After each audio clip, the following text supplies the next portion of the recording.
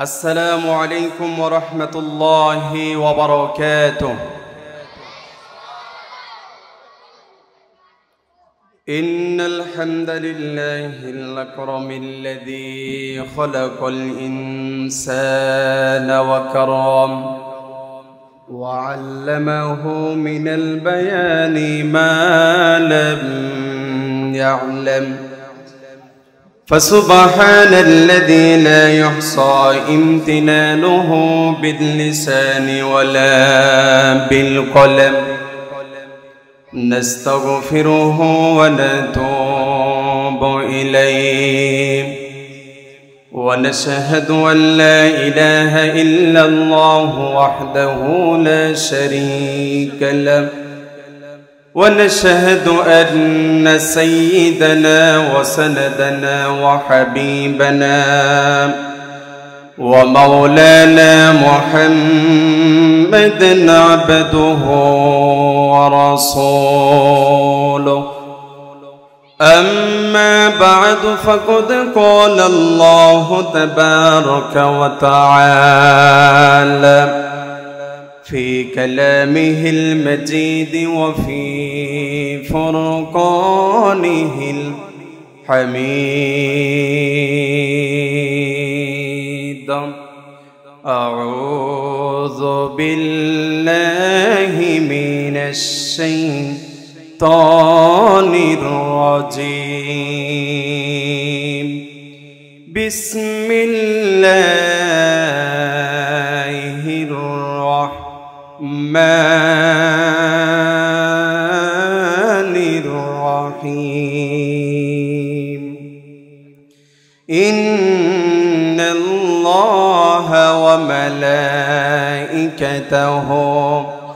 يصلون على النبي يا أيها الذين آمنوا صلوا عليه وسلموا تسليما. اللهم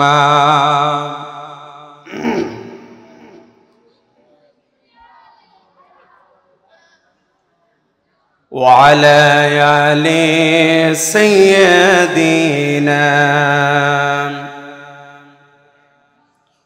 সবাই পড়েন বালাগাল উলা বিকামালিহি কাশাফাত দুজা বিজামালিহি হাসনাত জামিউ খিসালিহি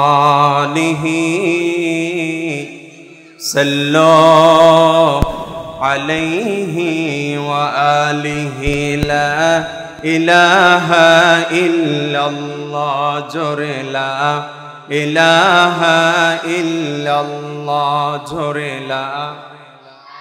বিসমিল্লাহির রহমানির রহিম। বাংলাদেশের অন্যতম সুপরিচিত জেলা চট্টগ্রাম জেলার অন্তর্গত সাতকানিয়া উপজেলার দিলারপাড়া এলাকাবাসীর উদ্যোগে আয়োজিত ঐতিহাসিক তাফসীরুল কোরআন মাহফিলের সম্মানিত সভাপতি অধ্যাপক মোহাম্মদ আবু তাহের সাহেব দামত বরকাতুহুল আলিয়া, আজকের এই তাফসীরুল কোরআন মাহফিলের সম্মানিত প্রধান অতিথি মজলুম জননেতা আলহাজ শাহজাহান চৌধুরী হাফিজাহুল্লাহ তাআলা ওয়া রাআ, আজকের এই তাফসীরুল কোরআন মাহফিলের সম্মানিত প্রধান আলোচক হযরত মাওলানা এনামুল হক আজাদী সাহেব দামত বরকাতুহুল আলিয়া। আমার পরপরই আলোচনা করবেন বিআইএ জামে মসজিদের সম্মানিত খতিব হযরত মাওলানা সাফওয়ান বিন হারুন আজহারি সাহেব দামত বরকাতুহুল আলিয়া। আমার আগে এতক্ষণ পর্যন্ত আপনাদের সামনে আলোচনা করলেন আপনাদেরই মসজিদের সম্মানিত খতিব হযরত মাওলানা সফিরুল্লাহ সাহেব। হুজুর নিঃসন্দেহে আল্লাহর কোরআন থেকে কথা বলেছেন। আল্লাহ পাক হুজুরের কথাগুলো আমাদের সকলকে আমল করার তৌফিক দান করুক। সকল পড়ুন আমিন।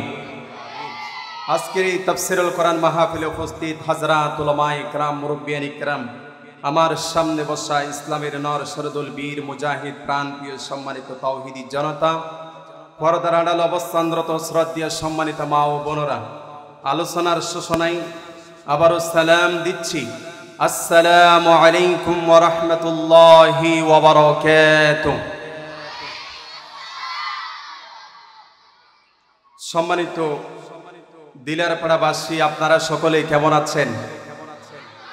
ভালো থাকারই কথা, কারণ অনেক বছর যাবত এই তাফসিরুল কোরআন মাহফিলটি এই দেশের স্বৈরাচারী শাসকরা বন্ধ করে দিয়েছিল, ঠিক কিনা বলেন? আজ স্বৈরাচারী শাসক পালিয়ে গিয়েছে, কিন্তু ডিলারপাড়া এলাকাবাসীর উদ্যোগে আজকের এই তাফসিরুল কোরআন মাহফিল হয়েছে। তারা কি গায় এই বাংলার জমিন থেকে পালাতে বাধ্য হয়েছে, ঠিক কিনা বলবো সালাম। এই জন্য রবির দরবারে শুকরিয়া আদায় করতে হবে, ঠিক কিনা বলেন? এই জন্য শরীরের সমস্ত শক্তিকে একত্রিত করে দিয়ে আমরা রবের শুকরিয়া আদায় করছি। আমরা সকলে পড়ছি আলহামদুলিল্লাহ,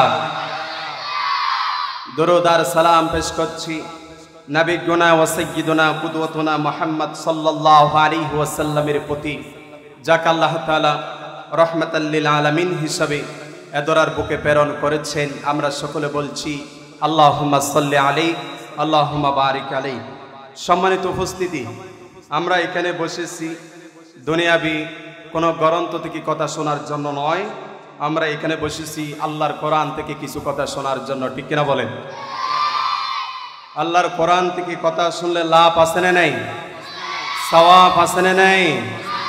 কোরআনের সাথে সম্পর্ক করলে যিনি মানুষের মর্যাদা সম্মান বৃদ্ধি করে দেন, আসতে বলবেন না তিনি কে? আর এই কোরআন থেকে কথা শুনলে যিনি রহমত দান করেন, আসতে বলবেন না তিনি কে? আমার আল্লাহ বলছেন وَإِذَا قُرِئَ الْقُرْآنُ فَاسْتَمِعُوا لَهُ وَأَنصِتُوا لَعَلَّكُمْ تُرْحَمُونَ। জোরকন আল্লাহু আকবার। আমার আল্লাহ বলছেন, যখন আমার কোরআন থেকে তেলাওয়াত করা হবে বা কোরআনের কথা হবে বা কোরআন থেকে তাফসীর করবে, ওই সময়ের মধ্যে যদি দুনিয়ার কোনো মানুষ চোখ থেকে মনোযোগ সহকারে যদি আল্লাহর কোরআন শুনতে পারে, আল্লাহ পাক রব্বুল আলামিন বলছেন, আমি আল্লাহ রব্বুল আলামিন তাদেরকে রহমত দিয়ে ধন্য করব। যখন সুবহানাল্লাহ। তাহলে কোরআন শুনলে যিনি রহমত দান করেন তিনি কে? আবার এই কোরআন থেকে যদি একটি আয়াতের তাফসীর শিখতে পারেন, এই কোরআন থেকে যদি একটি আয়াতের অনুচ্ছেদ যদি শিখতে পারেন, আল্লাহর হাবিব তার প্রিয় সাহাবী আবু যরকে ডাক দেয়া বলেছেন, হে আবু যর, লি আনতা গুদওয়া ফাতাআল্লামা আয়াতাম মিন কিতাবিল্লাহ। হে আবু যর, আল্লাহর কোরআন থেকে একটি আয়াতের অর্থ যদি শিখতে পারো, আল্লাহ রব্বুল আলামিন তোমার আমলনামায় 100 রাকাত নফল সালাত আদায় করলে যে সওয়াব, এর থেকে বেশি সওয়াব আল্লাহ রব্বুল আলামিন তোমার আমলনামায় দিয়ে দিবে। শুধু তাই নয়, আবার ডাক দিয়ে বলছেন, হে আবু যর, তুমি যদি যে আয়াতের অর্থ শিখছো, সে আয়াত থেকে যদি একটি মাসাইল শিখতে পারো বা একটি জ্ঞানের অনুচ্ছেদ যদি শিখতে পারো, আল্লাহ রব্বুল আলামিন তোমার আমলনামায় 1000 রাকাত নফল সালাত আদায় করলে যে সওয়াব, এর থেকে বেশি সওয়াব আল্লাহ রব্বুল আলামিন তোমার আমলনামায় দিয়ে দিবে। সুবহানাল্লাহ। আসুন, আমরা দুনিয়াবি আর কোনো কথা বলবো না। মাহফিল কমিটি আমাকে একটা খুব সুন্দর একটি বিষয় দিয়েছেন, সেটা হচ্ছে নামাজের গুরুত্ব ও ফজিলত এবং উপকারিতা। এই বিষয়কে সামনে রেখে কিছু কথা বলার জন্য আমাকে বলছে। আমি ছোট মানুষ, আপনাদের সামনে কিছু কথা বলার নিয়ত করছি। আল্লাহ পাক রব্বুল আলামিন আমাদের সকলকে ধৈর্য সহকারে শোনার তৌফিক দান করুক, সকল পড়ুন আমিন। আলোচনা শুরু করার আগে আমার নিয়ম অনুযায়ী আমরা 3টা তাকবীর দিব, কারণ আমাদেরকে কে বানিয়েছেন? সবাই বলেন, কে বানিয়েছেন? যে আল্লাহ রাব্বুল আলামিন আমাদেরকে সুন্দর করে বানিয়েছেন, টানা টানা দুটো চক্ষু দিয়েছেন, সে আল্লাহর বড়ত্ব ঘোষণা দিয়ে আমরা আল্লাহর কোরআন থেকে কিছু কথা শুনবো ইনশাআল্লাহ। তাকবীর দিতে পারবেন তো ইনশাআল্লাহ? কারা কারা পারবেন না হাত উঠান। সকলে পারবেন? পারবেন তো ইনশাআল্লাহ? দেন লিল্লাহি তাকবীর। এই আওয়াজ দিয়ে হবে না, আওয়াজটা যদি মিও মিও থাকতো তাহলে আপনাদের মাহফিলটি কিয়ামত পর্যন্ত আর হতো না। কারণ আওয়াজে যে একটি উচ্চ কণ্ঠের আওয়াজ যখন বেশি হয়ে গেল, তখনই আপনারা আজকের এই তাফসিরুল কোরআন মাহফিল করার সুযোগ পেয়েছেন, ঠিক কিনা বলেন? এই জন্য একটু উচ্চ কণ্ঠে দিতে হবে লিল্লাহি তাকবীর, লিল্লাহি তাকবীর, লিল্লাহি তাকবীর। আল্লাহ তুমি তাকবীর গুলাকে কবুল করো, সকলে পড়ো না আমিন। আল্লাহ তুমি তাকবীর গুলাকে কাল কিয়ামতের ময়দানে নাজাতের ওসিলা বানিয়ে দিও, সকলে পড়ো না আমিন। সম্মানিত উপস্থিতি, আমরা সর্বপ্রথম শুনবো নামাজের গুরুত্ব। কিসের গুরুত্ব? নামাজের গুরুত্ব। কোরআন এবং হাদিসের মধ্যে নামাজের গুরুত্ব অপরিসীম। এত গুরুত্ব থাকার সত্ত্বেও আমরা নামাজের বিষয়ে গাফিলতি করি, আছে না নাই? আল্লাহ তাআলা পৃথিবীতে যত মানুষ সৃষ্টি করেছেন, এই মানুষগুলোকে আল্লাহ তাআলা অনার্থক বানাই নাই। আল্লাহ রাব্বুল আলামিন বানিয়েছেন তারই গোলামি করার জন্য, তারই ইবাদত করার জন্য। আমাদেরকে ইবাদত করার জন্য কে সৃষ্টি করেছেন? আরো জোরে বলেন কে? আমার আল্লাহ বলছেন, ওয়ামা খালাকাতুল জিন্না ওয়াল ইনসা ইল্লা লিয়াবুদুন। জোরে কোন আল্লাহু আকবার। আমার আল্লাহ বলছেন, জিন এবং মানুষকে আমি আল্লাহ রাব্বুল আলামিন সৃষ্টি করার কারণ হলো শুধুমাত্র কেবলমাত্র আমার ইবাদত করার জন্য। আমি আল্লাহ রাব্বুল আলামিন তাদেরকে সৃষ্টি করেছি। আমার বন্ধুগণ, আল্লাহ রাব্বুল আলামিনের ইবাদত করার জন্য তিনি আমাদেরকে সৃষ্টি করেছেন। ঈমানের পরপরই গুরুত্বপূর্ণ যে একটি ইবাদতের কথা আল্লাহ রাব্বুল আলামিন ফরজ করে দিয়েছেন, সেই ইবাদতটি হলো নামাজ। কি? নামাজ। নামাজের গুরুত্ব অপরিসীম। নামাজের গুরুত্ব আছে, এই জন্য আল্লাহ রাব্বুল আলামিন কোরআন আল কারীমের বিভিন্ন জায়গায় আল্লাহ রাব্বুল আলামিন নামাজের গুরুত্ব বুঝিয়েছেন। কোন জায়গায় নামাজ না পড়লে কি শাস্তি, নামাজ না পড়লে কি কি শাস্তি ভোগ করতে হবে, এই বই দেখি আল্লাহ রাব্বুল আলামিন নামাজের গুরুত্ব বুঝিয়েছেন। যেরকম আল্লাহু আকবার। আবার কোন জায়গায় যারা নামাজ পড়বে আল্লাহ রাব্বুল আলামিন তাদের প্রশংসা করে তিনি নামাজের গুরুত্ব বুঝিয়েছেন। আবার কোন জায়গায় আল্লাহ রাব্বুল আলামিন নামাজি ব্যক্তিদের প্রতিদান দিবেন বলে আল্লাহ রাব্বুল আলামিন কোরআন আল কারীমের মধ্যে নামাজের গুরুত্ব বুঝিয়েছেন। যেরকম সুবহানাল্লাহ। তাহলে নামাজের গুরুত্ব যেহেতু আছে, এই জন্য আল্লাহ তাআলা কোরআনের কোথাও জায়গার মধ্যে তিনি নামাজ না পড়লে কি কি শাস্তির সম্মুখীন হতে হবে এইরকম বই দেখি আল্লাহ তাআলা নামাজের গুরুত্ব বুঝিয়েছেন। আবার কোরআনের জায়গায়, কোরআনের বিভিন্ন জায়গায় আল্লাহ রাব্বুল আলামিন যারা নামাজ পড়বে তাদের প্রতিদানের কথা বলে আল্লাহ রাব্বুল আলামিন নামাজের গুরুত্ব বুঝিয়েছেন। যেরকম আল্লাহু আকবার। যেমন আল্লাহ রাব্বুল আলামিন নামাজ কায়েম করার আদেশ দিয়ে আল্লাহ রাব্বুল আলামিন নামাজের গুরুত্ব বুঝিয়েছেন। কোরআন আল কারীমের 2 নম্বর সূরা সূরাতুল বাকারার 110 নম্বর আয়াতের মধ্যে আল্লাহ রাব্বুল আলামিন নামাজ কায়েম করার কথা বলে তিনি গুরুত্ব বুঝিয়েছেন। আল্লাহ রাব্বুল আলামিন বলছেন, ওয়া আকিমুস সালাতা ওয়া আতুজ যাকাতা ওয়া মা তুকদ্দিমু লিআনফুসিকুম মিন খায়রিন তাজিদুহু ইনদাল্লাহ। জোরে আল্লাহু আকবার। আমার আল্লাহ বলছেন, সালাত কায়েম করো। সালাত কায়েম করার কয়েকটি ব্যাখ্যা, কয়েকটি তাফসীর এসেছে, কয়েকটি ব্যাখ্যা এসেছে। তার ভিতরে 1 নাম্বার ব্যাখ্যা হলো নিজে নামাজ পড়বেন, পরিবার পরিজনকে নামাজ পড়ার তাকিদ দিবেন। যেরকম সুবহানাল্লাহ। তাহলে আল্লাহ রাব্বুল আলামিন সালাত কায়েম করার আদেশ দিয়ে তিনি নামাজের গুরুত্ব বুঝিয়েছেন। আল্লাহ রাব্বুল আলামিন বলছেন সালাত কায়েম করো আর যাকাত দাও। ওয়া মা তুকদ্দিমু লিআনফুসিকুম মিন খায়রিন তাজিদুহু ইনদাল্লাহ। আল্লাহু আকবার। আমার আল্লাহ বলছেন পরকালের জন্য কিছু সৎ কাজ করে আগে পাঠিয়ে দাও, যেটা আল্লাহ রাব্বুল আলামিনের কাছে মজবুত থাকবে। আমরা আমাদের ধন সম্পদগুলো ব্যাংকের মধ্যে রেখে দিই যাতে মজবুত থাকে। দিন শেষে আমরা সেই টাকাগুলো আমরা উত্তোলন করতে পারি না, কারণ এই দেশের মধ্যে সুর বেশি না বালা মানুষ বেশি? আসতে বলেন কেন, কি বেশি? এই দেশে এমন সুর বাহির হয়ে গিয়েছে, ভদ্র সুর, যারা চুরি করে মানুষের টাকাগুলো নিয়ে উধাও হয়ে গিয়েছে। আমার বন্ধুগণ, আল্লাহ রাব্বুল আলামিন বলছেন তাজিদুহু ইনদাল্লাহ, যদি আগে কিছু সৎ কাজ করে যদি পাঠিয়ে দিতে পারো, আল্লাহ রাব্বুল আলামিনের কাছে তোমরা সেটা মজবুত সহকারে পেয়ে যাবা। যেরকম সুবহানাল্লাহ। তাহলে আল্লাহ রাব্বুল আলামিন সালাত কায়েম করার আদেশ দিয়ে আল্লাহ রাব্বুল আলামিন সর্বপ্রথম তিনি নামাজের গুরুত্ব বুঝিয়েছেন। 2 নাম্বার, আল্লাহ রাব্বুল আলামিন নামাজি ব্যক্তিদের প্রশংসা করে আল্লাহ রাব্বুল আলামিন তিনি নামাজের গুরুত্ব বুঝিয়েছেন। যেরকম সুবহানাল্লাহ। আল্লাহ রাব্বুল আলামিন বলছেন فَإِن تَابُوا وَأَقَامُوا الصَّلَاةَ وَآتَوُا الزَّكَاةَ فَإِخْوَانُكُمْ فِي الدِّينِ। যেরকম আল্লাহু আকবার। আল্লাহ রাব্বুল আলামিন বলছেন যারা তাওবা করবে, আমরা তাওবা করি কার কাছে? আর জোরে বলেন, আমরা ক্ষমা চাই কার কাছে?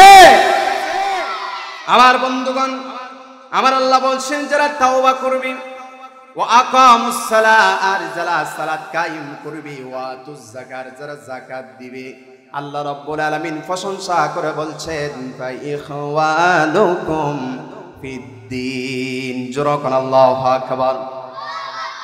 আমার আল্লাহ প্রশংসা করে বলছেন তারা তোমাদের দ্বীনি ভাই। তাহলে যারা নামাজ পড়ে তাদের কি দ্বীনি ভাই বলে যিনি প্রশংসা করেছেন, আসতে বলবেন না তিনি কে? এরপর আল্লাহ রাব্বুল আলামিন বেনামাজির শাস্তির কথা বলেন। যারা নামাজ আদায় করবে না তাদের বিষয়ে তিনি নিন্দা জানিয়ে আল্লাহ রাব্বুল আলামিন তিনি নামাজের গুরুত্ব বুঝিয়েছেন। আল্লাহ রাব্বুল আলামিন কুরআন আল কারীমের 19 নম্বর সূরা সূরাতুল মারইয়ামের 59 নম্বর আয়াতের ভিতরে আল্লাহ রাব্বুল আলামিন যারা নামাজ পড়বে না তাদের ভয় দেখিয়ে তাদের নিন্দা করে আল্লাহ রাব্বুল আলামিন নামাজের গুরুত্ব বুঝিয়েছেন। আল্লাহ রাব্বুল আলামিন বলছেন ফাখালাফা মিন বা'দিহিম খালফুন আদাউস সালাতি ওয়াত্তাবাউস শাহাওয়াতি ফাসাউফা ইয়ালকাউনা গায়্যা। যেরকম আল্লাহু আকবার। আমার আল্লাহ বলছেন যারা নামাজটা ছেড়ে দিবে, যারা নামাজটা ছেড়ে দিবে, মন চেয়েছে মনের দাসত্ব করলো, তার মন যেটা চেয়েছে সেটা করলো, আল্লাহ পাক রব্বুল আলামিন বলছেন আমি আল্লাহ রব্বুল আলামিন তাদেরকে গয় নামক জাহান্নামের গর্তের মধ্যে নিক্ষেপ করব। কথা বলো কার? আল্লাহ রব্বুল আলামিন কোরআন আল কারীমের আবার অন্য জায়গায় বলছেন মা সালাকাকুম ফি সাকার ক্বালু লাম নাকু মিনাল মুসাল্লিন ওয়া লাম নাকু নুতঈমুল মিসকিন। যেরকম আল্লাহু আকবার। আমার আল্লাহ যখন জাহান্নামীদেরকে যখন সাকর নামক গর্তের দিকে নিয়ে যাবে, সাকর নামক গর্তের দিকে যখন তাদেরকে নিয়ে যাবে, তখন তাদেরকে প্রশ্ন করা হবে কোন বদ আমল করার কারণে আজকে তোমরা সাকর নামক গর্তের দিকে যাচ্ছ? তখন তারা বলবে মা সালাকাকুম ফি সাকর ক্বালু লাম নাকু মিনাল মুসাল্লিন। তখন তারা বলবে আমরা দুনিয়ার মধ্যে নামাজি ছিলাম না, এই জন্য আজকে সাকর নামক গর্তের দিকে আমাদেরকে যেতে হচ্ছে। তাহলে আল্লাহ রাব্বুল আলামিন আয়াতের ভিতরে যারা নামাজ পড়বে না তাদের শাস্তির কথা বলে তাদের বিষয়ে নিন্দা জানিয়ে আল্লাহ রাব্বুল আলামিন নামাজের গুরুত্ব বুঝিয়েছেন। যেরকম আল্লাহু আকবার। নামাজের গুরুত্ব আছে না নাই? নামাজের গুরুত্ব আছে। এই জন্য যুদ্ধ শেষ হয়ে গেল, রাসূলুল্লাহর সামনে চলে আসলাম আল্লাহর হাবিব মুহাম্মদুর রাসূলুল্লাহ সাল্লাল্লাহু আলাইহি ওয়াসাল্লাম দ্বীনের মুজাহিদদেরকে প্রশ্ন করে বলছেন ও দ্বীনের মুজাহিদরা রে, ভালো করে শুনে রাখো, তোমরা ইসলামের জন্য জিহাদের ময়দানে গিয়েছো, বিজয় হয়েছো কিনা পরাজিত হয়েছো কিনা এটা আমার প্রথম প্রশ্ন নয়। আমার প্রথম প্রশ্ন হলো জিহাদের ময়দানে ঠিক মতো তোমরা নামাজ আদায় করেছো কিনা, এটাই হলো আমি নবীর প্রথম প্রশ্ন। যেরকম সুবহানাল্লাহ। তাহলে আমার নবী নামাজের গুরুত্ব বোঝানোর জন্য এই কথাটি বলছেন।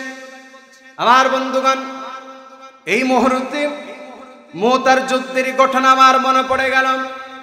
আল্লাহর হাবিব মুহাম্মদুর রাসূলুল্লাহ সাল্লাল্লাহু আলাইহি ওয়াসাল্লাম মুতার যুদ্ধের জন্য 3 জন সেনাপতি নিযুক্ত করলেন। কয়জন সেনাপতি? আরো জোরে বলেন, কয়জন? 3 জন সেনাপতি নিযুক্ত করলেন। যায়েদ বিন হারেসকে প্রথম সেনাপতি নিযুক্ত করলেন, জাফর বিন আবি তালিবকে দ্বিতীয় সেনাপতি নিযুক্ত করলেন, আব্দুল্লাহ বিন রওয়াহাকে তৃতীয় সেনাপতি নিযুক্ত করলেন। এই 3 জন সেনাপতির উদ্দেশ্য করে বলছেন, সর্বপ্রথম যায়েদ বিন হারেসকে বলছেন, এ যায়েদ বিন হারেস, যাও তোমার পরিবারের কাছে যাও, জিহাদের ময়দানে যাবা, অনুমতি নিয়ে আসো। এই কথাটি যখন বলল, যায়েদ বিন হারেস বলছেন, ইয়া রাসূলুল্লাহ, জিহাদের ময়দানে যাওয়ার জন্য আপনি হুকুম করেছেন, আর কারো কাছ থেকে অনুমতি নেওয়ার দরকার নাই, আমি জিহাদের ময়দানে চলে যাব। যেরকম সুবহানাল্লাহ। এরপরে জাফর বিন আবি তালিবকে বললেন, ও জাফর বিন আবি তালিব, শোনো, যাও ঘরের মধ্যে গিয়ে ছেলে সন্তানের কাছ থেকে, স্ত্রীর কাছ থেকে বিদায় নিয়ে আসো। এই কথাটি যখন বলল, জাফর বিন আবি তালিব দেরি করে নাই, তিনি দৌড়ায়া ঘরের মধ্যে গেল। যাওয়ার পরে স্ত্রীকে বলছেন, প্রিয়তমা স্ত্রী, জিহাদের ময়দানে যাব, তুমি আমাকে অনুমতি দিয়ে দাও। জাফর বিন আবি তালিবের স্ত্রী বলছেন, আমি আপনাকে বিদায় দিতে পারি, তবে আমি আপনার জন্য দোয়া করব যাতে আপনি জিহাদের ময়দানে শহীদ না হন। আমার বন্ধুগণ, জাফর বিন আবি তালিব সাথে সাথে তরবারি বাহির করলেন, ও পিঠ দিয়ে হাতির উপর আঘাত করলেন, আর স্ত্রীকে বলছেন, স্ত্রী শোনো, জিহাদের ময়দানে যাব, তুমি আমার জন্য দোয়া করেছো যাতে আমি শহীদ না হয়। আমি যে তোমাকে তরবারির পিঠ দিয়ে আঘাত করলাম, তোমার হাত কেটে যায় নাই, কারণ আমি উল্টো পিঠ দিয়ে আঘাত করেছি। তুমি দোয়া করেছো ঠিকই, কিন্তু এই দোয়াটি আল্লাহর দরবারে কবুল হবে না। জাফর বিন আবি তালিব কি করলেন? তিনি ঘর থেকে যখন বাহির হয়ে যাচ্ছেন, তার ছোট ছোট 2টি মাসুম বাচ্চা কাটা কবুতরের মতো ছটফট করতেছে।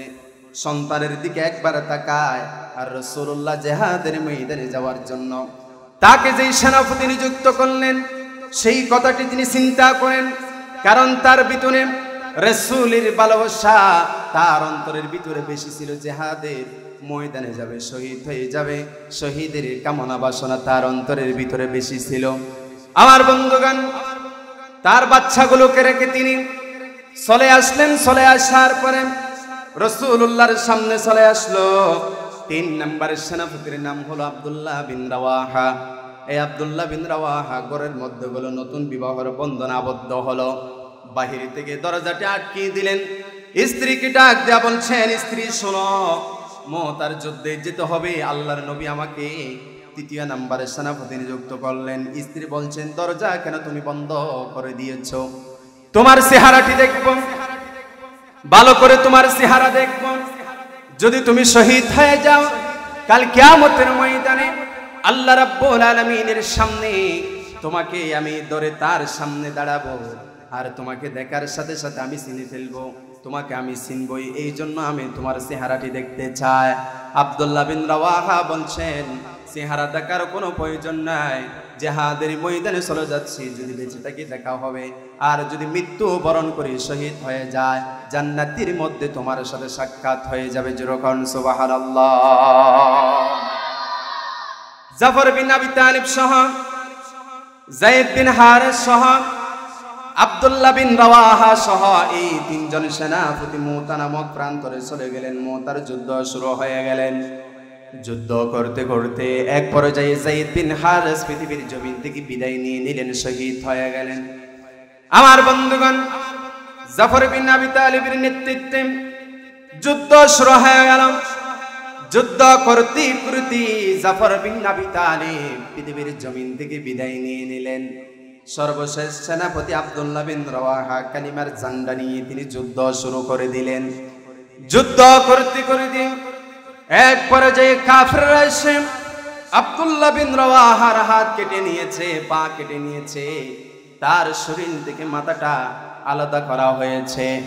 আব্দুল্লাহ বিন রাওয়াহা কালিমার জান্ডা দিয়ে দুই দাঁত দিয়ে শক্ত করে তিনি চেপে ধরলেন।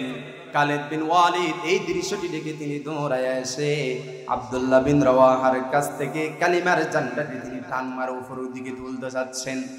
কালিমার জান্ডা তিনি ছাড়েন না, সাথে সাথে তার মাথাটি উঠে যায় কানে কানে। খালিদ বিন ওয়ালিদ বলছেন, আব্দুল্লাহ বিন রাওয়াহা, আমি হলাম খালিদ বিন ওয়ালিদ, কালিমার ঝান্ডা ছেড়ে দাও, কারণ কালিমার ঝান্ডা আকাশের দিকে উদ্দীর্ণ করে কাফেরদের সাথে যুদ্ধ করতেই হবে। খালিদ বিন ওয়ালিদ যুদ্ধ শুরু করে দিলেন। যুদ্ধ করতে করতে এক পর্যায়ে মুসলমানরা মুতার যুদ্ধের মধ্যে বিজয় লাভ করলো। বিজয় যখন হয়ে গেল, রাসূলুল্লাহর সামনে চলে আসলো। আল্লাহর হাবিব প্রশ্ন করে বলতেছেন, ও দ্বীনের মুজাহিদরা রে, ভালো করে শুনে রাখো, মুতার নামক প্রান্তরে গিয়েছ, যুদ্ধ সংগঠিত হয়ে গিয়েছে, মুসলমানরা বিজয় হয়েছ নাকি পরাজিত হয়েছ? এটা আমার প্রথম প্রশ্ন নয়। আমার প্রথম প্রশ্ন হলো, তোমরা ঠিক মতো নামাজ আদায় করেছ কিনা? আল্লাহু আকবার। তাহলে আমার নবী তিনি নামাজের কত গুরুত্ব আছে সেটাই বুঝিয়েছেন, ঠিক কিনা বলেন? এই জন্য আল্লাহ রাব্বুল আলামিন কোরআন আল কারীমের বিভিন্ন জায়গায় নামাজের গুরুত্ব বুঝিয়েছেন। আমার বন্ধুগণ, নামাজের গুরুত্ব আছে। এই জন্য আল্লাহর হাবিব বলছেন, 7 বছর বয়সে নামাজ পড়ার তাকিদ দাও। 10 বছর বয়সে যদি সন্তান নামাজ না পড়ে তাহলে তোমরা তাকে প্রহর করো। আমার বন্ধুগণ, নামাজের এতই গুরুত্ব থাকার পরেও কিছু মানুষ নামাজটা আদায় করে না, আবার কিছু মানুষ মসজিদের মধ্যে যায়, আবার কিছু মানুষ নামাজের বিষয়ে গাফিলতি করে। আল্লাহ রাব্বুল আলামিন ওই সমস্ত মুসল্লিদেরকে তিনি সতর্ক করেছেন। আমার আল্লাহ বলছেন, ফাওয়াইলুল লিল মুসাল্লিনাল্লাযীনা হুম আন সালাতিহিম সাহুন। জোরকান আল্লাহু আকবার। আমার আল্লাহ বলছেন, ওই সমস্ত মুসল্লিদের জন্য ধ্বংস যারা নামাজের বিষয়ে গাফিলতি করে। এর ব্যাখ্যা দেখতে গিয়ে বিশেষ করে 5 শ্রেণী মুসল্লিদের জন্য ধ্বংস। কয় শ্রেণী? আর জোরে বলেন, কয় শ্রেণী? 5 শ্রেণী মুসল্লিদের জন্য ধ্বংস। 1 নাম্বার হলো যারা তাড়াহুড়া করে নামাজ পড়ে আসে না নাই। কিছু মানুষ আছে তাড়াহুড়া করে নামাজ পড়ে। আবার আরেক শ্রেণী মুসল্লি আছে যারা 1 ওয়াক্ত নামাজ পড়ে আবার আরো ওয়াক্ত নামাজ পড়ে না, অর্থাৎ ইচ্ছা করলে মসজিদে যায়, ইচ্ছা না করলে মসজিদে যায় না। 3 নাম্বার হলো যারা যেই সমস্ত মানুষের মসজিদের মধ্যে গিয়ে নামাজ আদায় করতে যায় কিন্তু নামাজের মধ্যে খুশু থাকে না।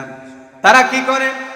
ইমাম সাহেব কিভাবে সিজদা দেয়, কার রুকু কেমন, কে কিভাবে দাঁড়ায়, সেই দিকে খেয়াল করে এরকম কিছু মুসল্লি আছে না নাই? অথচ নবীদের দিকে তাকান, আল্লাহর নবীর সাহাবীদের দিকে তাকান, তারা এমন ভাবে নামাজ আদায় করেছে, পিঠ দিয়ে তীর ঢুকে বুক দিয়ে বাহির হয়ে গেল, তারপরও তারা নামাজটা ছেড়ে দেয় নাই। যখন আল্লাহু আকবার। রাসূলুল্লাহর একজন সাহাবী, আল্লাহর নবীর জালিলুল কদর সাহাবী হযরতে আব্বাদ বিন বিশর রাদিয়াল্লাহু তাআলা আনহু, রাসূলের সাথে তিনি কোন এক যুদ্ধের মধ্যে তিনি অংশগ্রহণ করেছেন। ওই যুদ্ধের মধ্যে এক ইহুদির স্ত্রী পৃথিবীর জমিন থেকে যখন বিদায় নিয়ে নিলেন, আমার বন্ধুগণ, ইহুদিটি ঘরের মধ্যে আসার পরে তিনি প্রতিজ্ঞা করলেন, যতক্ষণ পর্যন্ত আমি মুহাম্মদ এবং তার সাহাবীদের রক্তপাত করতে পারবো না ততক্ষণ পর্যন্ত আমি ঘরের মধ্যে প্রবেশ করব না। যুদ্ধ যখন শেষ হয়ে গেল, রাসূলুল্লাহর সাহাবী সহ তিনি মদিনার মধ্যে চলে আসলেন। আল্লাহর নবীর একটি আদত ছিল, কোন যুদ্ধ শেষ হয়ে গেলে তিনি মদিনার মধ্যে অবস্থান করতেন না, তিনি তাবু থেকে অবস্থান করতেন। আল্লাহর নবী সাহাবীদের উদ্দেশ্য করে বলছেন, সাহাবীরা রে, তাবু ডাকতে হবে, কারণ দিনের আলো শেষ হয়ে যাবে, রাতের অন্ধকার চলে আসবে। আমার বন্ধুগণ, তাবু ডাকলেন। তাবু ডাকার পরে আল্লাহর হাবিব সাহাবীদের উদ্দেশ্য করে বলছেন, ও আমার সাহাবীরা, কে আছো? রাত্রি বেলা দাঁড়িয়ে দাঁড়িয়ে সীমান্ত পাহারা দিবা, আর বাকি যে সমস্ত সাহাবীরা জিহাদের ময়দান থেকে এসেছে তারা একটু ঘুমাবে, আরাম করবে। আমার নবী যখন এই কথাটি বলল, সাথে সাথে আব্বাদ বিন বিশর রাদিয়াল্লাহু তাআলা আনহু তিনি দাঁড়িয়ে গেলেন। তিনি দাঁড়িয়ে গিয়ে বললেন, ইয়া রাসূলুল্লাহ, আমি সীমান্ত পাহারা দিব, কোনো সমস্যা নাই।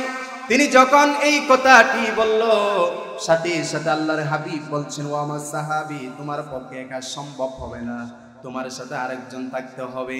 সাথে সাথে আরেকজন সাহাবী দাঁড়িয়ে গিয়ে বললেন, ইয়া রাসূলুল্লাহ, আমি তার সাথে সীমান্ত পাহারাদারের দায়িত্ব পালন করব। যেরকম সুবহানাল্লাহ। আমার বন্ধুগণ, সীমান্ত পাহারাদারের দায়িত্ব চলে গেলেন। হযরত আব্বাদ বিন বিশর বলছেন, ভাই শোনো, এই যে সারা রাত একা একা দাঁড়িয়ে থেকে কি লাভ? তুমি রাতের প্রথমাংশ ঘুমাও, আমি প্রথমাংশ ডিউটি পালন করব। এই কথাটি বলার পরে যেই সাহাবী তার সাথে গিয়েছিলেন তিনি ঘুমিয়ে গিয়েছেন। আব্বাদ বিন বিশর তিনি সীমান্ত পাহারা দিচ্ছেন। চারদিক দিয়ে তাকালেন, শত্রুপক্ষ দেখা যায় না। আব্বাদ বিন বিশর বলছেন, শত্রুপক্ষ তো দেখা যাচ্ছে না, একা একা দাঁড়িয়ে থেকে কি লাভ? আমি যদি নামাজের মধ্যে দাঁড়িয়ে যাই আর আল্লাহর সাথে যদি কথোপকথন করি তাহলে কতই না উত্তম কাজ হবে। যেরকম সুবহানাল্লাহ। আব্বাদ বিন বিশর রাদিয়াল্লাহু তাআলা আনহু নামাজের মধ্যে দাঁড়িয়ে গেলাম। নামাজের মধ্যে দাঁড়িয়ে যাওয়ার পরে কোরআন আল কারীম থেকে তিনি এমন ভাবে তেলাওয়াত করতেছেন, তার তেলাওয়াতে আকাশ বাতাস মুখরিত হয়ে গেল। সমুদ্র কণ্ঠে তিনি কোরআন আল কারীম তেলাওয়াত করতেছেন। ওই যে প্রতিশোধ পরায়ণকারী ইহুদিটি তীর নিয়ে চলে আসলো, তিনি রক্তপাত ঘটাবেন। তিনি যখন দেখতে পেলেন তেলাওয়াতির আওয়াজ আসতেছে, তিনি মনে মনে ভাবলেন, মনে হয় সকল সাহাবীরা নামাজের মধ্যে দাঁড়িয়ে আছে। তিনি কি করলেন, তীর বাহির করে সাহাবীদের উদ্দেশ্য করে তিনি নিক্ষেপ করলেন। তার প্রথম তীরটি হযরত আব্বাদ বিন বিশর রাদিয়াল্লাহু তাআলা আনহুর পিঠ দিয়ে ঢুকে বুক দিয়ে বাহির হয়ে গেল। লাম ইয়াতাহাররাক ওয়া লাম ইয়াকতাইস সালাহ, তিনি একটু নড়াচড়া করেন নাই, নামাজটাও ছেড়ে দেয় নাই। ইহুদি মনে মনে ভাবলো, মনে হয় তার শরীরের মধ্যে তীর ঢুকে নাই। তিনি আবার তীর নিক্ষেপ করলেন। ওই তীরটি তার পিঠ দিয়ে ঢুকে বুক দিয়ে বাহির হয়ে গেল। লাম ইয়াতাহাররাক ওয়া লাম ইয়াকতাইস সালাহ, তিনি একটু নড়াচড়া করেন নাই, নামাজটাও ছেড়ে দেন নাই। ওই ইহুদিটি আবার তীর নিক্ষেপ করলো। ওই তীরটি তার পিঠ দিয়ে ঢুকে বুক দিয়ে বাহির হয়ে গেল। লাম ইয়াতাহাররাক ওয়া লাম ইয়াকতাইস সালাহ, তিনি একটু নড়াচড়া করেন নাই, তিনি নামাজটাও ছেড়ে দেয় নাই। যেরকম আল্লাহু আকবার।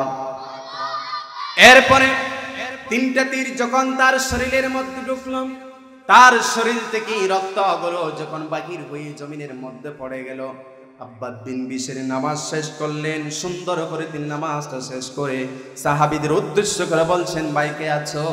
আমার শরীরে যত রক্ত ছিল সমস্ত রক্তগুলো বাহির হয়ে গিয়েছে, মনে হয় আমি আর বাঁচবো না। আমার বন্ধুগণ, সাহাবীরা জাগ্রত হয়ে গেলেন। সাহাবীরা জাগ্রত হয়ে গিয়ে আব্বাদ বিন বিশরকে একজন সাহাবী প্রশ্ন করতেছেন, ভাই আব্বাদ, প্রথম তীর ঢুকার সাথে সাথে যদি নামাজটা ছেড়ে দিয়ে যদি আমাদেরকে ডাক দিতা তাহলে তোমার শরীরের মধ্যে এই তিনটি তীর ঢুকতো না। আব্বাদ বিন বিশর বলছেন, আল্লাহর শপথ করে বলতেছি, আমার শরীরের মধ্যে কখন তীর ঢুকেছে আমি নিজেও জানি না। সুবহানাল্লাহ।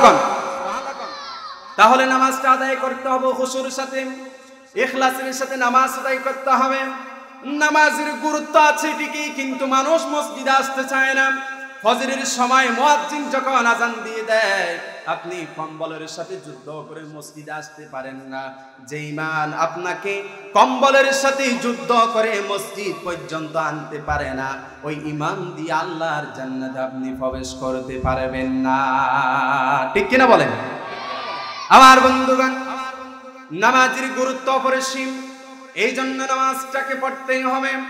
যদি নামাজটা সুন্দর করে যদি আদায় করতে পারেন, এই নামাজের ফজিলত আছে না নাই? আসতে বলেন, কোনো ফজিলত আছে না নাই? যদি কোনো মানুষ সুন্দর করে নামাজ আদায় করে, ওই মানুষটি সুন্দর সুন্দর 10টি উপকারিতা অর্জন করতেই পারবে। সুবহানাল্লাহ। কয়টি উপকারিতা? সবাই বলেন কয়টি? মনোযোগ আসনে গেছে? মনোযোগ আসনে গেছে? কার কার মনোযোগ নাই হাতটা দেখি। সকলে মনোযোগ আছে? আল্লাহ কবুল করুক, সকল পড়ুন আমিন। এত সুন্দর মানুষ না আসলে বুঝতাম না, কারণ সাতকানিয়ার অবদান এই দেশে ইসলামী আন্দোলনের জন্য অনেক বেশি, ঠিক কিনা বলেন? কারণ সর্বপ্রথম সাতকানিয়ার মানুষেরাই আল্লামা দেলোয়ার হোসেন সাইদির জন্য রক্ত দিয়েছে, ঠিক কিনা বলো মুসলমান? আমরা দেখতে পেয়েছি সে আল্লামাকে তারা 13 বছর জেলখানার মধ্যে আটকে রেখে দর্শনকারী বানিয়েছে, ঠিক কিনা বলো মুসলমান? এই দেশে যদি 50 বছর পরে শেখ মুজিবের যদি বিচার হয়, এই দেশের মধ্যে 100 বছর পরে আল্লামা দেলোয়ার হোসেন সাইদির বিচার হবে, ঠিক কিনা বলো মুসলমান?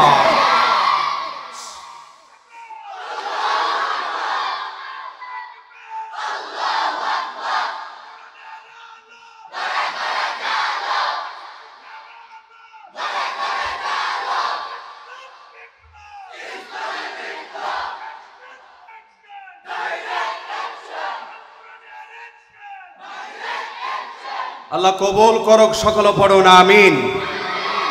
কারণ আমাদের আত্মীয় স্বজনের উপরে যদি অস্ত্র প্রয়োগ করে, যদি তাদেরকে জিম্মি করে এই দেশের ক্ষমতার চেয়ারে বসার যদি কোনো কেউ সাহস দেখায়, আল্লাহর কসম তারা এই দেশের মধ্যে কোনোদিন স্থায়ীভাবে থাকতে পারবে না, ঠিক কিনা বলো মুসলমান? কারণ বাংলার তৌহিদি জনতা বুঝে গিয়েছে কারো হাতে দেশ নিরাপদ নয়, দেশ তাদের হাতে নিরাপদ যারা আল্লাহর কোরআন নিয়ে বিচার করে, ঠিক কিনা বলো মুসলমান? এই কোরআন একদিন ইউনিয়ন পরিষদের মধ্যে থাকবে, এই কোরআন একদিন উপজেলায় থাকবে, এই কোরআন একদিন জেলা পরিষদে থাকবে, আমার সেই কোরআন লক্ষ কোটি যুবকের স্বপ্ন, সেই কোরআন একদিন সংসদে থাকবে, ঠিক কিনা বলো মুসলমান? আমার বন্ধুগণ, নামাজটাকে যদি প্রতিষ্ঠা করতে চান তাহলে কোরআন আইন প্রতিষ্ঠা করতে হবে, ঠিক কিনা বলেন? যদি নামাজ না পড়ে কেউ যদি নামাজটা ছেড়ে দেয়, তার জন্য যদি বেতের বাড়ি যদি বরাদ্দ হয়ে যায়, সে কোনোদিন নামাজ আর ছাড়বে না। সম্মানিত বন্ধুগণ, তাহলে কোরআন এবং হাদিসের মধ্যে আল্লাহ পাক রব্বুল আলামিন কোরআনের কোন জায়গার মধ্যে তিনি বই দেখিয়ে নামাজের গুরুত্ব বুঝিয়েছেন, আবার কোন জায়গার মধ্যে তিনি প্রতিদান দিবেন বলে নামাজীদের প্রতিদান দিবেন বলে তিনি নামাজের গুরুত্ব বুঝিয়েছেন, আবার কোন জায়গায় যারা নামাজ পড়ে তাদের প্রশংসা করে আল্লাহ রাব্বুল আলামিন নামাজের গুরুত্ব বুঝিয়েছেন, যেরকম আল্লাহু আকবার। তাহলে এত গুরুত্ব বোঝানোর পরে যদি আমরা সেই নামাজটা আদায় করি তাহলে আমাদের লাভ কি জানার দরকার আছে না নাই? আছে না নাই? আসতে বলেন কেন? মনে হয় কিছু মানুষের গুরুত্ব ফজিলতের দরকার নেই, উপকারিতার দরকার নেই, এরকম মনে হচ্ছে। হ্যাঁ, সকলের প্রয়োজন আছে, ফজিলত আছে। আল্লাহ কবুল করুক, সকল পড়ুন আমিন। তাহলে আমি আর বেশিক্ষণ কথা বলবো না, কারণ আমাকে আরেক জায়গায় যেতে হবে। বেসিক যারা নামাজ পড়বে, নামাজের এত গুরুত্ব বোঝানোর পরই আল্লাহ রাব্বুল আলামিন নামাজের বিষয়ে অনেক ফজিলত রাসূলুল্লাহ সাল্লাল্লাহু আলাইহি ওয়াসাল্লাম হাদিসের মাধ্যমে আমরা জানতে পেরেছি। আমি বিশেষ করে 10টি ফজিলতের কথা বলবো। কয়টি? সবাই বলেন কয়টি? আমি বলবো, মনোযোগ দিয়ে শুনতে হবে, পরে আবার সেটা আমি আপনাদেরকে প্রশ্ন করব, আমাকে উত্তর দিতে হবে। যদি উত্তর দিতে না পারেন তাহলে এত সুন্দর মাহফিলের আয়োজন করে এটা কোনোদিন সফল হবে না, কারণ তাফসিরুল কোরআন মাহফিল এখান থেকে তো কিছু নিয়ে যেতে হবে, ঠিক কিনা বলেন? কিসসা কাহিনীর দিন শেষ, কোরআন সুন্নাহর বাংলাদেশ, ঠিক কিনা বলো মুসলমান? এই জন্য আমরা নামাজের 10টি ফজিলত সম্পর্কে এখন আমরা আলোচনা শুনবো ইনশাআল্লাহ। 1 নাম্বার ফজিলত হলো, যারা নামাজ আদায় করবে আল্লাহ রাব্বুল আলামিন তাদেরকে জান্নাত দিয়ে দিবেন। শুধু তাই নয়, আল্লাহ পাক রব্বুল আলামিন তাদেরকে জান্নাতের ওয়ারিসদার বানাবেন। সুবহানাল্লাহ। যদি আমি কোন একটি জায়গার যদি মালিকানাধীন যদি আমার হয়ে যায়, আমি যদি ওয়ারিস প্রাপ্ত হয়, পৃথিবীর কোন মানুষের ক্ষমতা আছে সেই জায়গা থেকে আমাকে তাড়িয়ে দেওয়ার? আছে?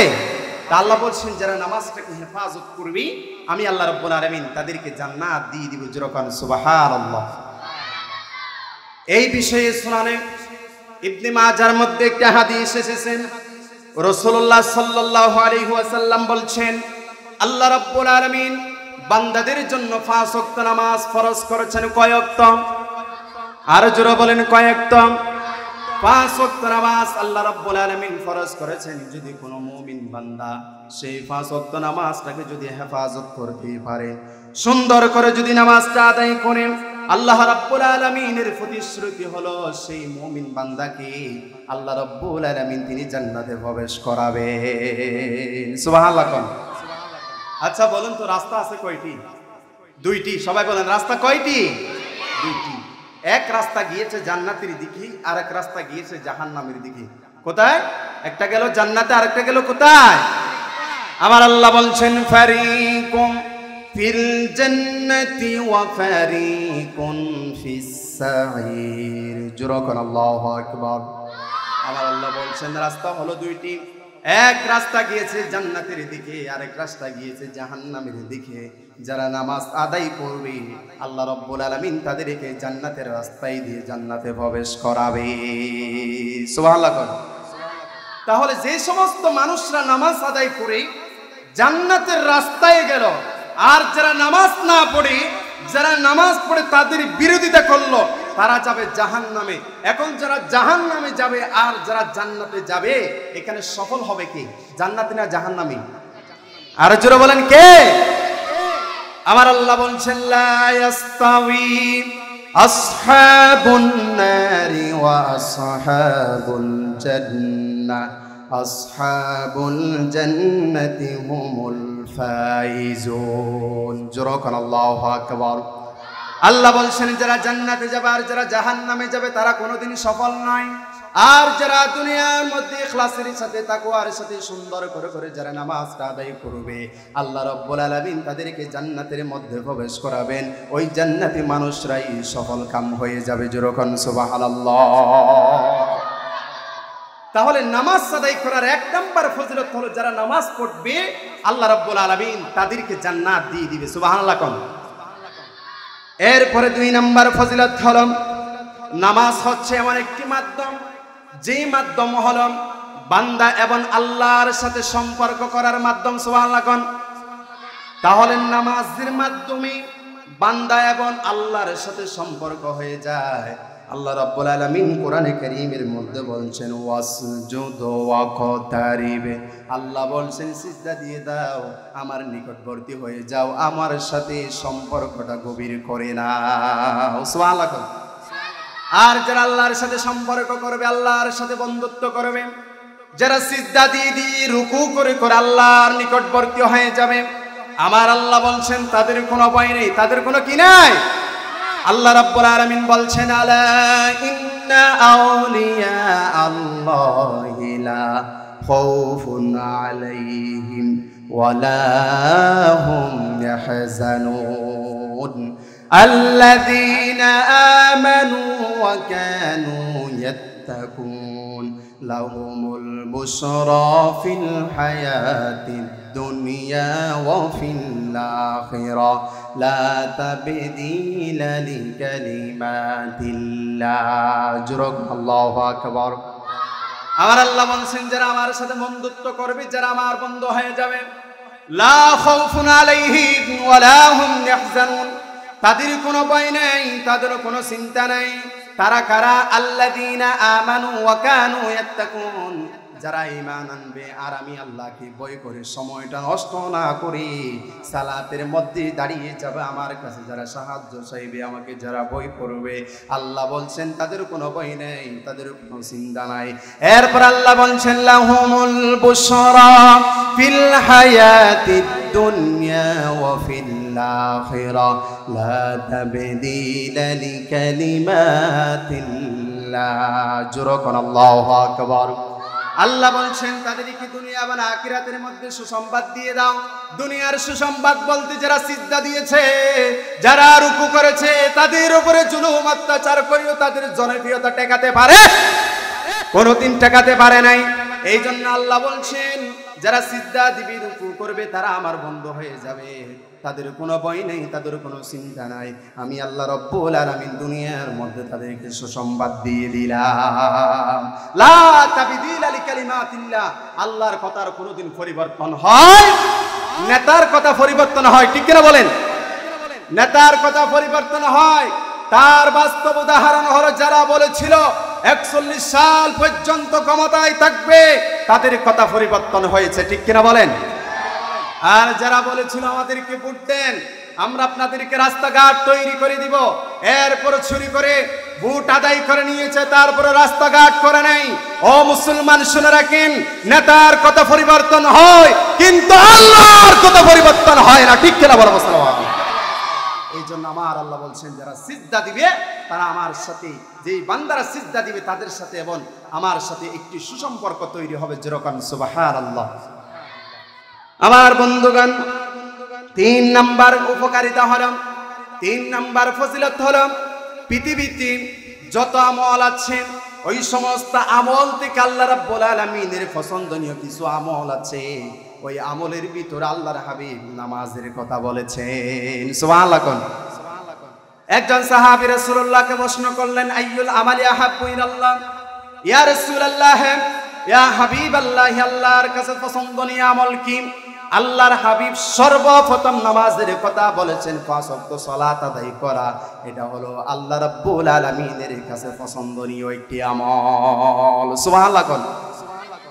এরপরে 4 নাম্বার ফজিলত হলো, যারা নামাজটা আদায় করবে, এই নামাজি ব্যক্তির জন্য ইহকাল এবং পরকালের কাজ কর্মে সহায়ক হয়ে যাবে। এই জন্য আল্লাহ বলছেন, ইমানদাররা রে, যদি কোনো বিপদের সম্মুখীন হয়ে যাও, নামাজের মধ্যে দাঁড়িয়ে যাও, আমি আল্লাহর কাছে সাহায্য চাও, আমি আল্লাহ রাব্বুল আলামিন তোমার সহায়ক হয়ে যাব, যেরকম সুবহানাল্লাহ। আমার আল্লাহ বলছেন, ইয়া আইয়ুহাল্লাযীনা আমানুস্তাঈনু বিস-সাবরি ওয়াস-সালাহ ইন্নাল্লাহা মা'আস-সাবিরিন, যেরকম আল্লাহু আকবার।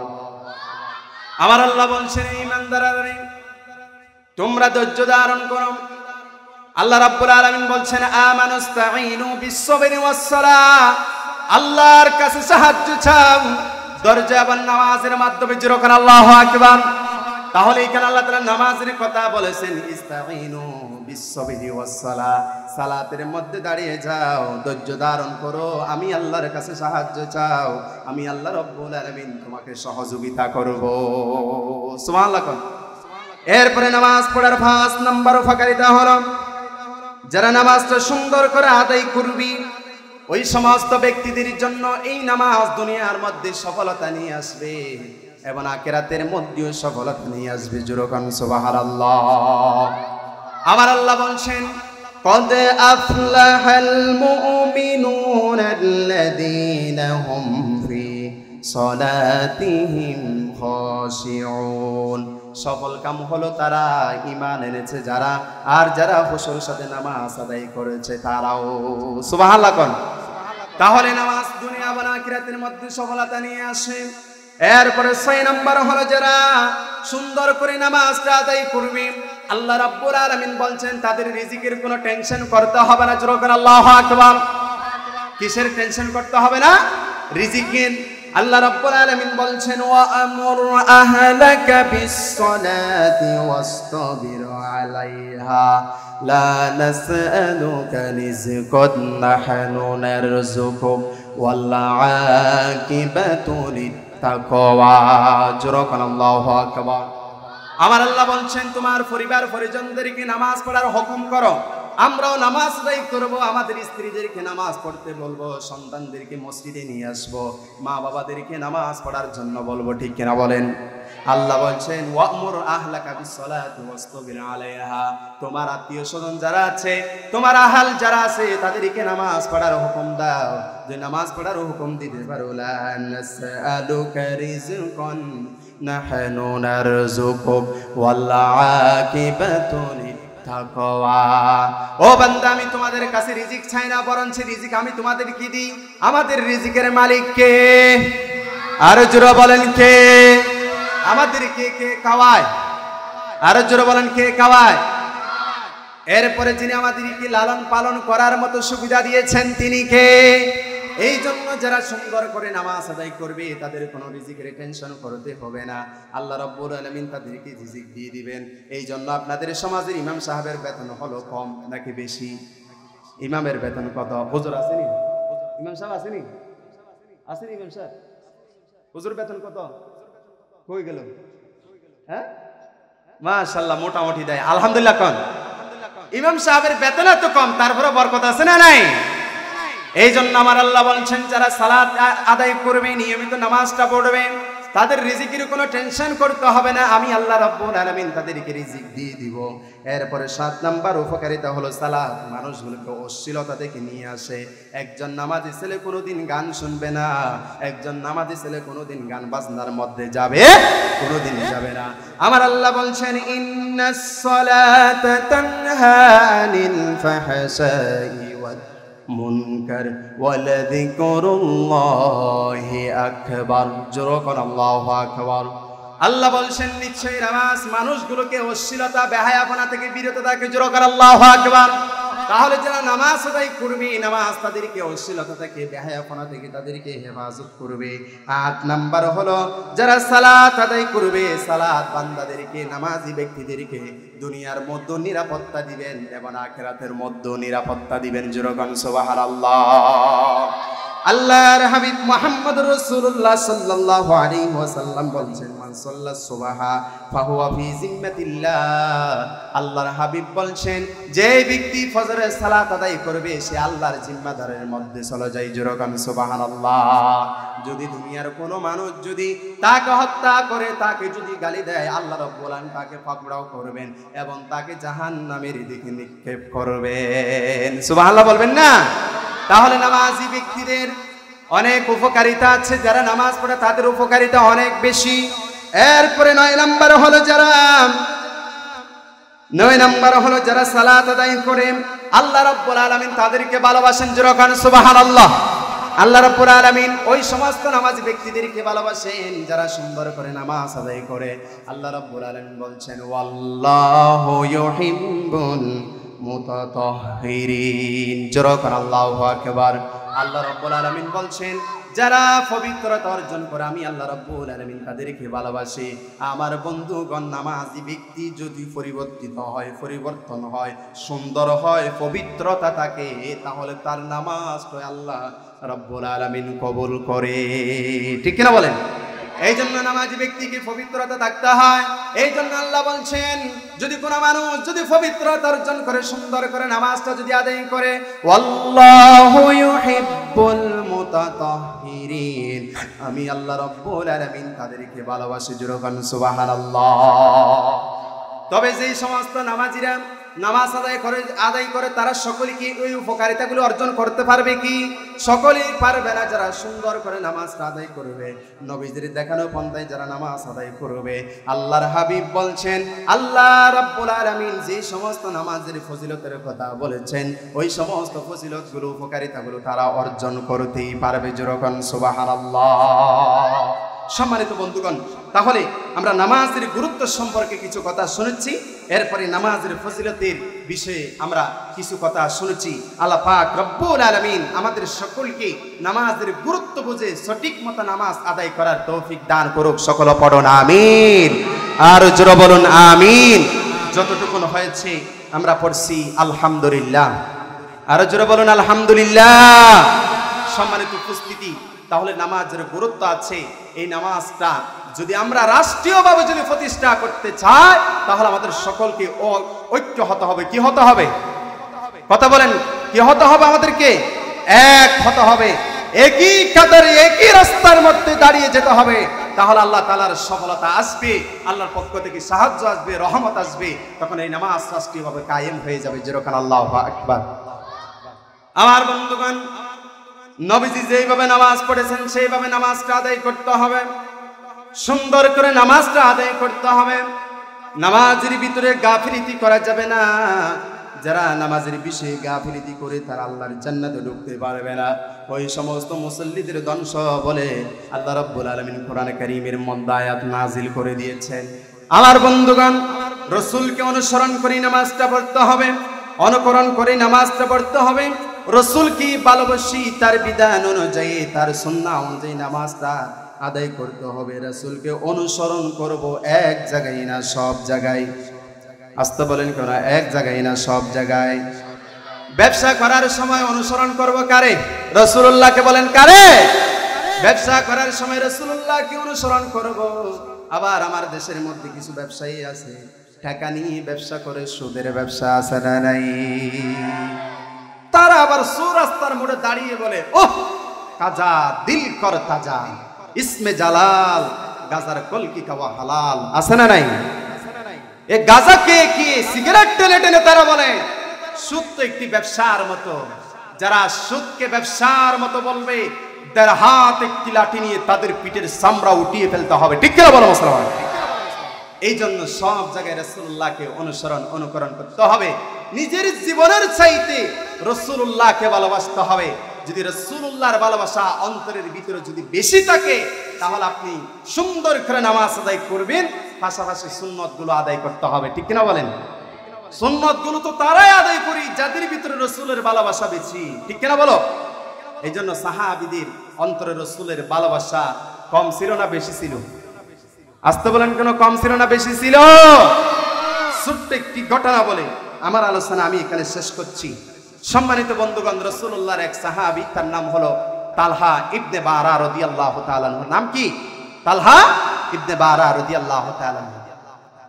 আমার নবীজি যখন মক্কা থেকে হিজরত করে মদিনায় চলে আসলেন, সাহাবীরা রাসূলুল্লাহকে দেখার জন্য পাগল পারা হয়ে গেল। তার ভিতরে ছোট সাহাবী তিনিও ছিলেন। আমার বন্ধুগণ, ওই ছোট সাহাবীটি রাসূলুল্লাহর পাশ দিয়ে যখন তিনি বসছিলেন, বারবার তিনি রাসূলের শরীরের দিকে যেতে যাচ্ছেন।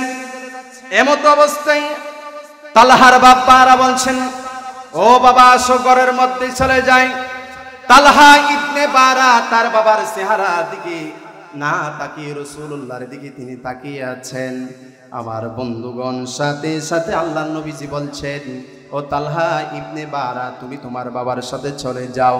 তালহা ইবনে বারা বলছেন, ইয়া রাসূলুল্লাহ, আপনি আমাকে যে কোনো একটি বিষয়ে আদেশ করেন, আমি সেটা পালন করতে বাধ্য।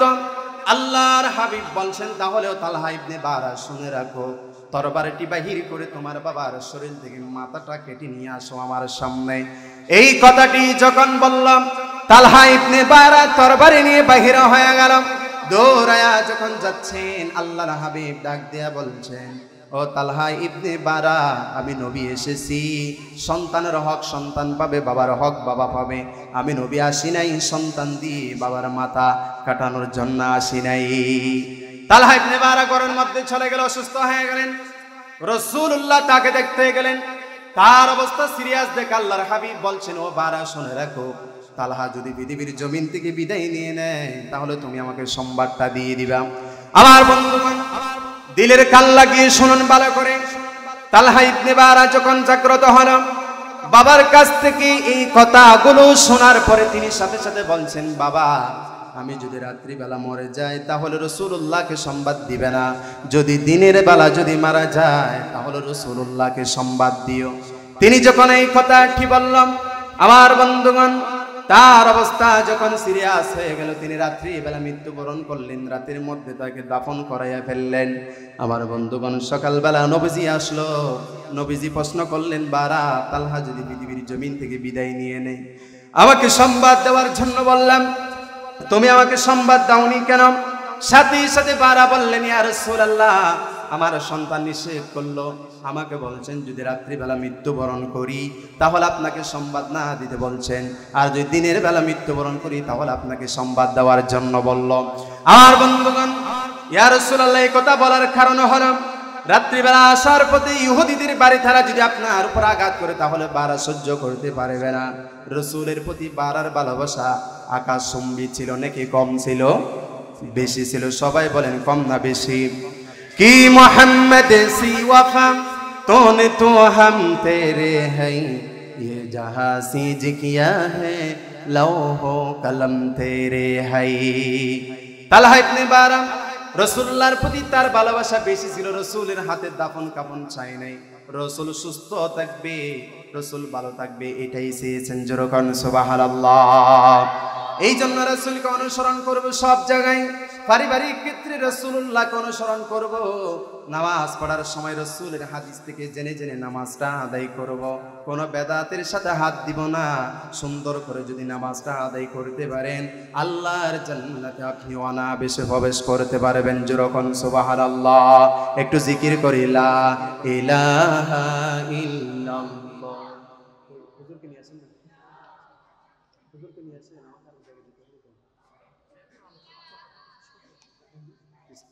জোরে লা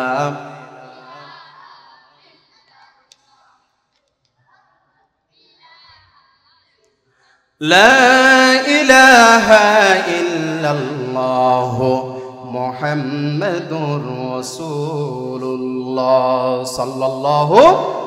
সম্মানিত উপস্থিতি, এতক্ষণ পর্যন্ত আমি নামাজের গুরুত্ব এবং ফজিলত সম্পর্কে আলোচনা করেছি। আল্লাহ রাব্বুল আলামিন নামাজের গুরুত্ব বুঝিয়ে তিনি কোরআনে কারীমের বিভিন্ন জায়গায় নামাজ যারা পড়বে তাদের প্রতিদানের কথা বলছেন, যারা নামাজ ছেড়ে দিবে তাদের শাস্তির কথা বলে আল্লাহ রাব্বুল আলামিন তিনি নামাজের গুরুত্ব বুঝিয়েছেন। যারা সুন্দর করে নামাজটা পড়বে আল্লাহ রাব্বুল আলামিন ওই সমস্ত মানুষগুলোর জন্য 9টি উপকারিতার কথা বলেছেন। কয়টি? সবাই বলেন কয়টি? 9টি। 1 নাম্বার, যারা সুন্দর করে নামাজটা আদায় করবি আল্লাহ রাব্বুল আলামিন প্রতিশ্রুতি দিয়েছেন আল্লাহ তাআলা তাদেরকে জান্নাতে নিয়ে যাবে। যেরকম সুবহানাল্লাহ। 2 নাম্বার হলো যারা নামাজটা আদায় করবে তাদের সাথে এবং আল্লাহর সাথে সুন্দর একটি সম্পর্ক গড়ে ওঠে। যেরকম সুবহানাল্লাহ। 3 নাম্বার হলো যারা সালাত আদায় করবে এরা সর্বোত্তম আমলটি করবে। 4 নাম্বার হলো সালাত মুসলিমের ইহকাল এবং পরকালের কাজ কর্মে সহায়ক হবে।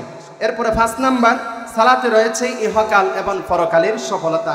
6 নাম্বার হচ্ছে সালাতের মধ্যে রয়েছে রুজির প্রশস্ততা, রিজিকের কোনো টেনশন করতে হবে না।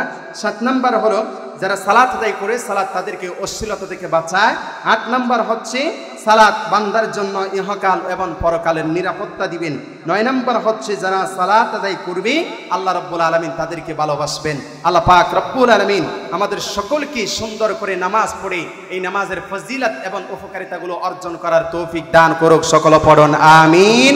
প্রিয় ডিলারপাড়াবাসী, আল্লাহ রাব্বুল আলামিনের কাছে দোয়া কামনা করছি আমরা যা আলোচনা করেছি আল্লাহ পাক রব্বুল আলামিন সর্বপ্রথম আমাকে আমল করার তৌফিক দান করুক। IUB media